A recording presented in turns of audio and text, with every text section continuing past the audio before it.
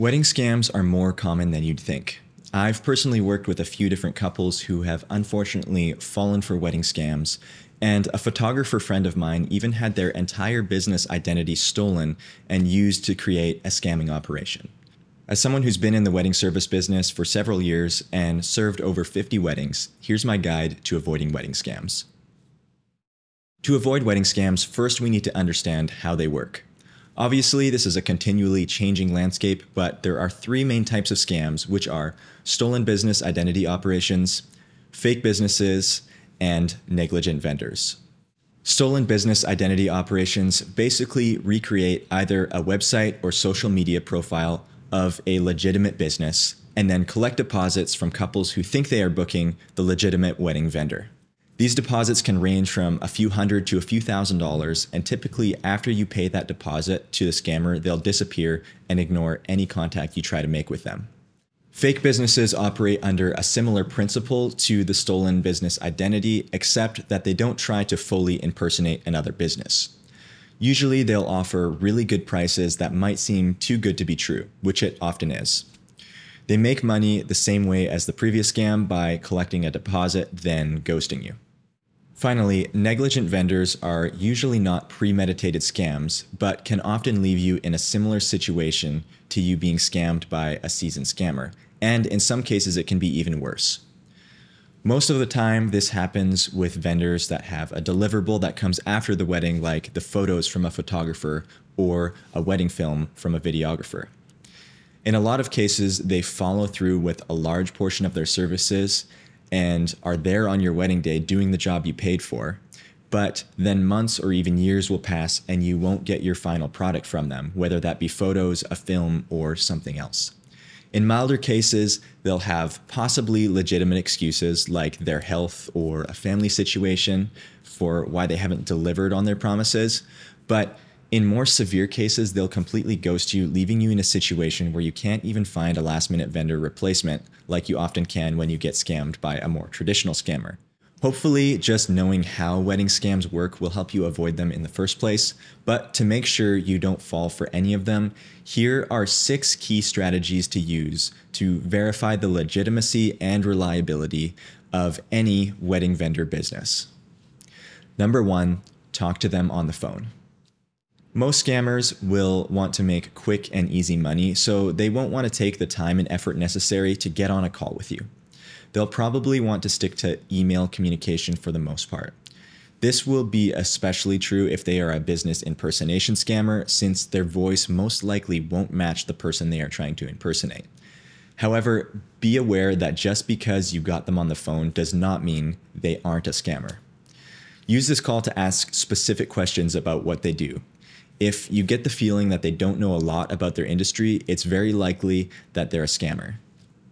Another great question to ask them is, what are your recommendations for other vendors in the area? For example, if you're talking on the phone with a photographer, ask for their videographer recommendations.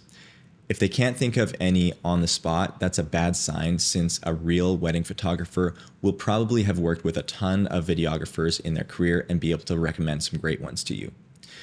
Use your intuition on this call as well. If they don't sound confident in their answers or are just giving off the wrong vibe, that might mean they are trying to scam you. Number 2, stalk their Instagram. Instagram is a super important part of marketing for most wedding vendors, so the first red flag is that they don't have an Instagram or their profile doesn't have many posts. The next thing to check is the dates of the posts. If most of the posts were made on the same day, it's likely a scammer using another vendor's photos to create their own Instagram profile really quickly. You should also look to see if there are any recent posts, and if you can, find out how long ago all the weddings they are posting about were.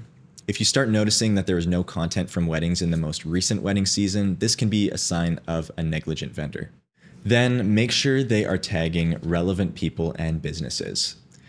If none of the posts tag the couple whose wedding is shown or any of the vendors that seem legitimate who are at the wedding, it's probably an impersonation account. Finally, check out the comments. The biggest thing to look for that will tell you that the profile is legitimate is the couple's comments on posts related to their wedding, as well as comments from vendors who were at the wedding. Number 3, make sure it isn't an impersonation website. My photographer friend had her entire website and business name copied and impersonated by someone who collected a booking deposit from couples and then never showed up to the wedding. These scams can be tough to notice because there is a real legitimate business with the same name out there. You just might be talking to a fake version of them. There are a couple of different ways to find out if it's an impersonation website. First, just Google the business name to see if multiple different websites pop up for the same business name. If you notice more than one website and they have different contact details, at least one of them is probably fake.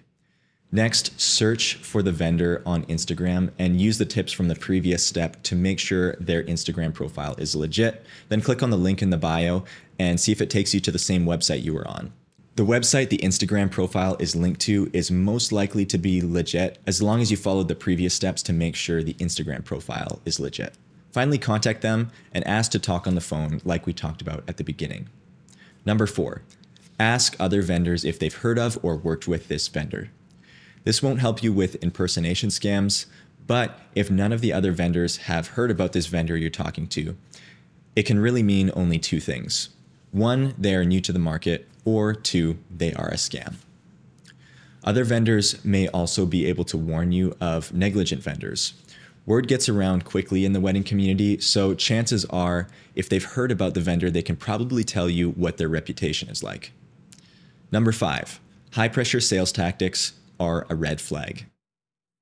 Obviously, most vendors want to work with you and will try their best to convince you to book them, but a true professional understands that you'll probably need a few days to come to a decision.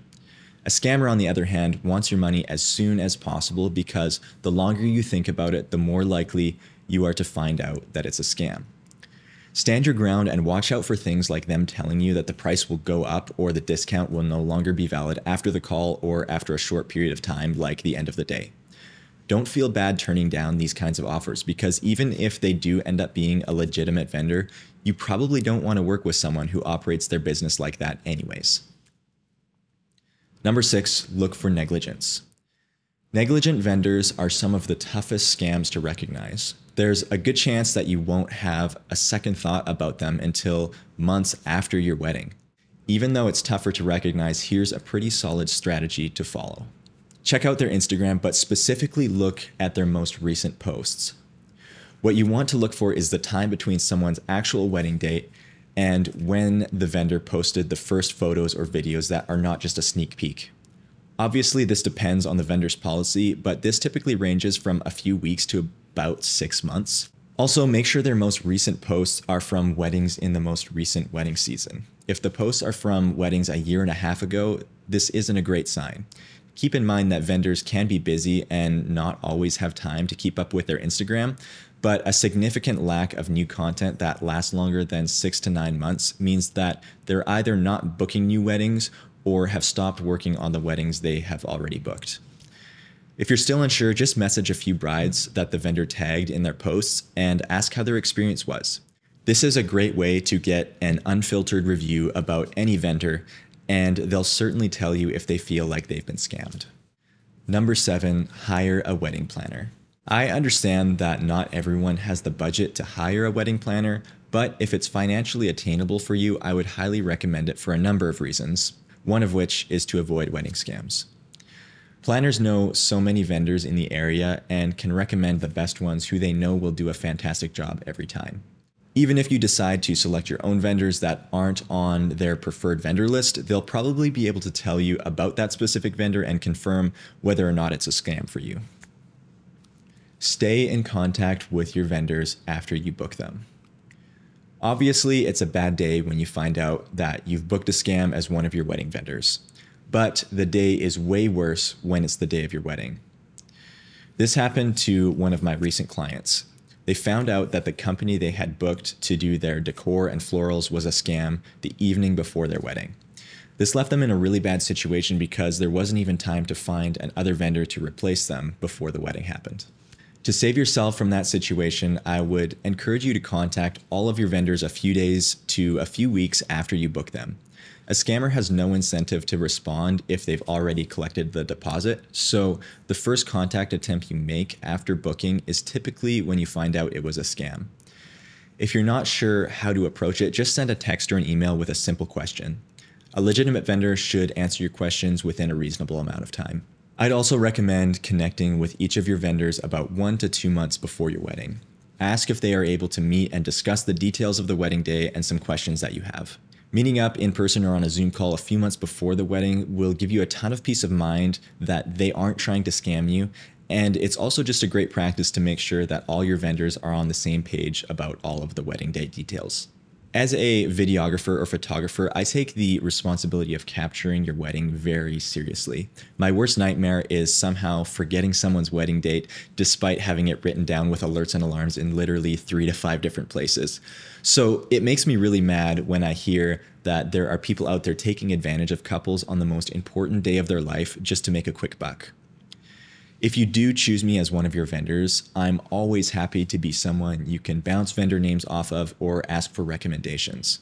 Being in the industry, I know a ton of really great people and businesses in the Spokane, Washington area who feel the same level of responsibility about serving wedding clients that I do.